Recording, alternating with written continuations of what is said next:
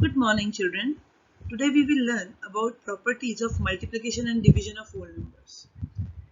We have seen before the properties of addition and subtraction of whole numbers.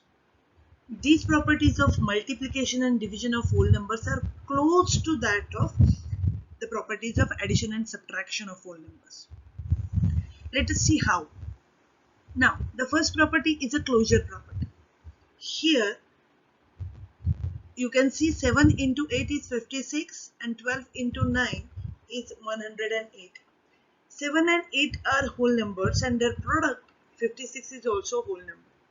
Similarly, 12 and 9 are whole numbers and their product 108 is also a whole number. Now I would like to tell you here is it is not necessary that you should multiply only two whole numbers and you will get a product as whole number only. You can multiply n number of whole numbers and you will get the product as whole numbers only. Now see, let's see what happens in the division of whole numbers. The first example is 24 divided by 6 is equal to 4. Now because 24 is completely divisible by 6, we get 4 as a quotient, which is a whole number. Okay, but every time this will not happen. You can see the next example, 12 divided by 48. Now, if you divide 12 by 48, 12 is not completely divisible by 48. So, it is not going to be the whole number. Yes, it will be either fraction or decimals. You have learnt about fractions and decimals before. So, similarly, here we will not get the result as a whole number, but we will get the result as fraction, or you can convert it into decimals. Now, let's move to the commutative property.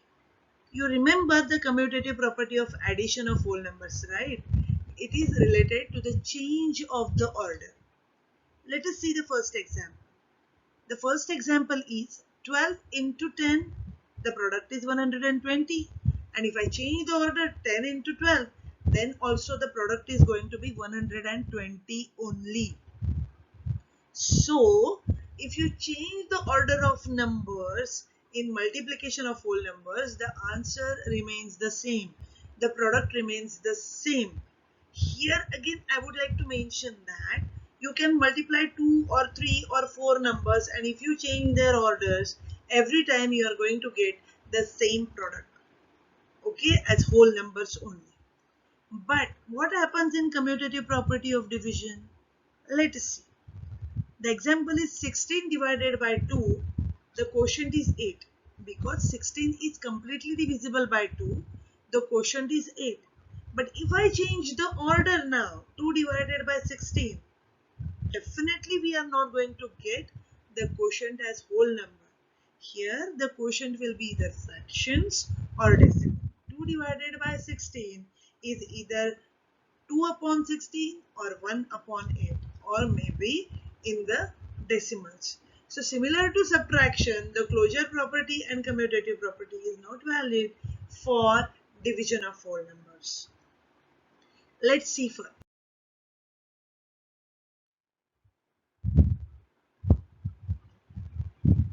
Now, we will see the associative property. We all know that associative property is related to the grouping of numbers.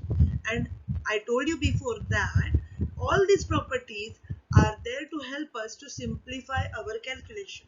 How you can multiply? We shouldn't multiply in order only, always, so that sometimes it becomes tedious, the calculation.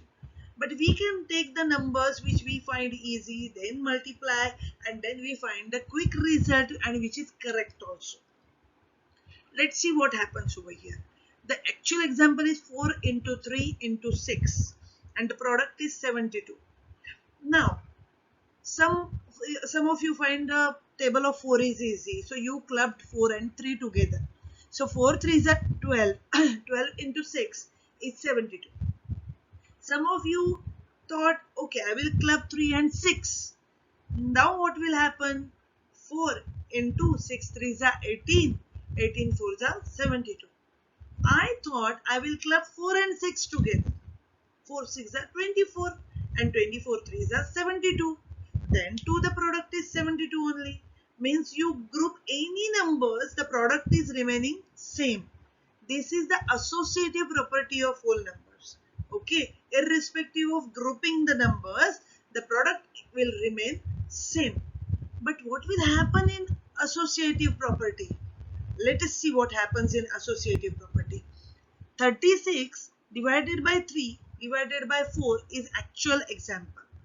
Now in first case, I have grouped 36 divided by 3. Now 36 divided by 3 is 12 and 12 divided by 4 is 3, is a whole number. But now in second case, I have grouped 3 divided by 4, and being 3 divided by 4 in a bracket, I have to solve that first. But 3 divided by 4 will be either fraction or decimals. That is not going to be the whole number. So the division of whole numbers doesn't remain same irrespective of their grouping. Okay. Now let's move ahead to the zero property. As we all know, if we multiply any whole number by 0, we are going to get the product as 0, or 0 by any whole number, we are going to get the product as 0. I will tell you few more examples. 4 into 0, 0. 6 into 0, 0. 10 into 0, 0. 0 into 15, 0. 0 into 18, 0. Okay, you multiply 0 by or multiply with 0, the product is going to be the 0 only. Okay, but what happens in zero property of division? We all know that division by 0 is not possible. How division by 0 is not possible? See children, think. If suppose I have 10 pencils, but if there is no one to distribute, if I don't have anyone to distribute with, how can I distribute? So division by 0 is not possible. There are 0 people. So division by 0 is not possible. I cannot distribute those pencils. But similarly, if I say I have 0 pencils only. I have 0 pencils. I don't have pencils with me. But I have 3 students in front of me. What am I going to give it to them? Nothing, because I don't have anything. Because I have 0 pencils, I cannot give anything to those students. So that's the reason if 0 is divided among any number, the answer is going to be 0. But division by 0 is not possible. I hope you understood the properties of multiplication and division, which are closure property, commutative property, associative property, and zero property. Thank you very much.